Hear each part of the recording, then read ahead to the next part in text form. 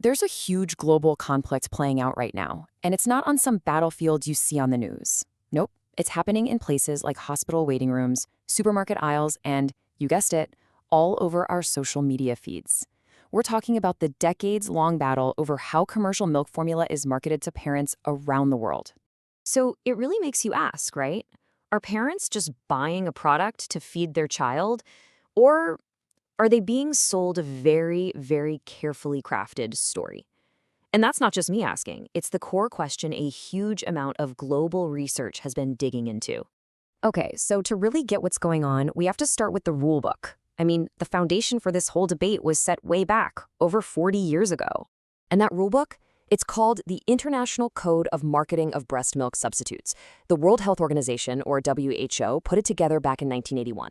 Now, it's not like a binding international treaty, but it's a really strong set of recommendations, basically a blueprint for countries to turn into actual laws to control how formula is sold. So what's the point of this code? Well, it's kind of a balancing act. On one side, it's all about protecting and promoting breastfeeding. But on the other, it's about making sure that when substitutes are actually needed for medical reasons, they're used properly and safely. But here's the absolute key takeaway. Its main job is to put the brakes on any marketing that makes formula seem perfect or, just as good as breast milk. Right, so you have a rule book. But having rules is one thing. How the game is actually played on the ground, that's a whole different story. And what researchers all over the world have found is that there's this really consistent set of strategies being used. You could almost think of it as a marketing playbook. Okay, so play number one in the playbook, let's call it the science angle. This is where you see all this scientific-sounding language and big nutritional claims. The whole point is to make you feel like formula isn't just a substitute, it's this advanced, high-tech scientific product. This also includes what's called premiumization, creating different tiers of products, so some seem way more sophisticated than others. It's a tactic that researchers have spotted all over the place, especially in online marketing in the US and China. All right, play number two, the digital blitz. As the old-school advertising spots on TV and in magazines got more regulated, well, the playbook just adapted. It went online, big time. Research shows this huge shift to social media, mommy blogs, e-commerce sites, you name it. And why? Because influencers and targeted ads can get straight to parents, completely sidestepping a lot of the code's original rules. And then there's play number three. And this one, it's probably the trickiest of all. We'll call it the insider pass. You've got studies from all over, from Australia to Ecuador, that have documented companies sponsoring medical conferences and giving out free materials to health clinics. And the goal here, it's not just basic advertising.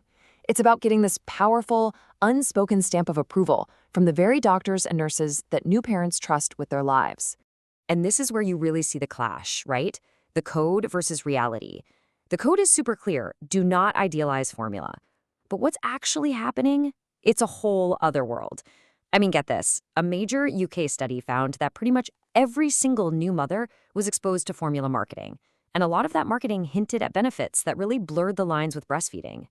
And look, this isn't just happening in one or two places. This is absolutely a global thing. So let's do a quick lightning round, a look at the global scoreboard, just pulling a few examples from tons of country-specific studies out there. First up, China. An analysis of big e-commerce sites there found the playbook is in full swing. We're talking premium branding, big scientific claims about things like brain development, and of course, those pictures of perfectly happy, perfect babies. It all creates this idealized image, which is exactly what the code was created to stop. Now let's jump over to Indonesia. The research there shows just how nimble this marketing can be. Think about the COVID-19 pandemic. Families are isolated, everyone's on edge. Well, the industry apparently saw an opportunity and just ramped up its digital game.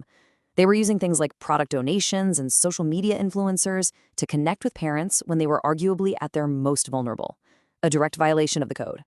Over in Ecuador, the story is pretty blunt. Studies there just point to widespread non-compliance, period. We're talking tons of advertising, not just online, but on TV too.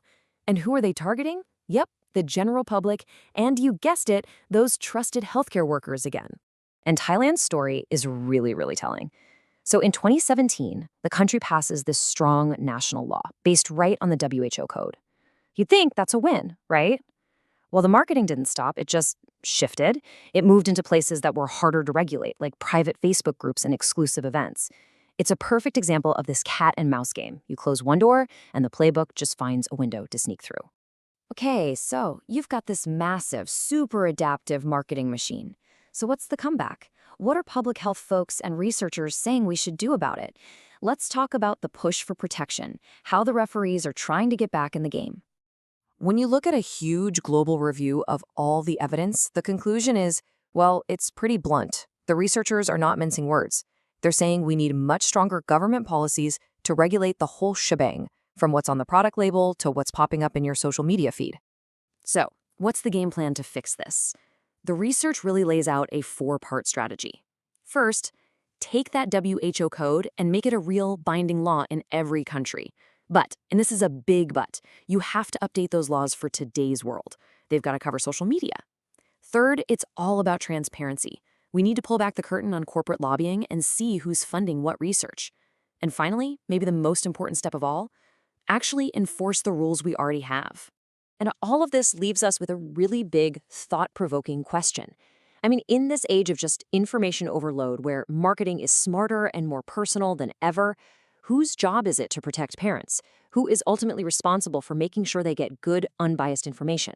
Is it up to governments? Should the industry regulate itself? Or does it all fall on parents to somehow figure out this incredibly complex maze? The research seems to say it's a responsibility everyone shares, but right now, that system is clearly falling short.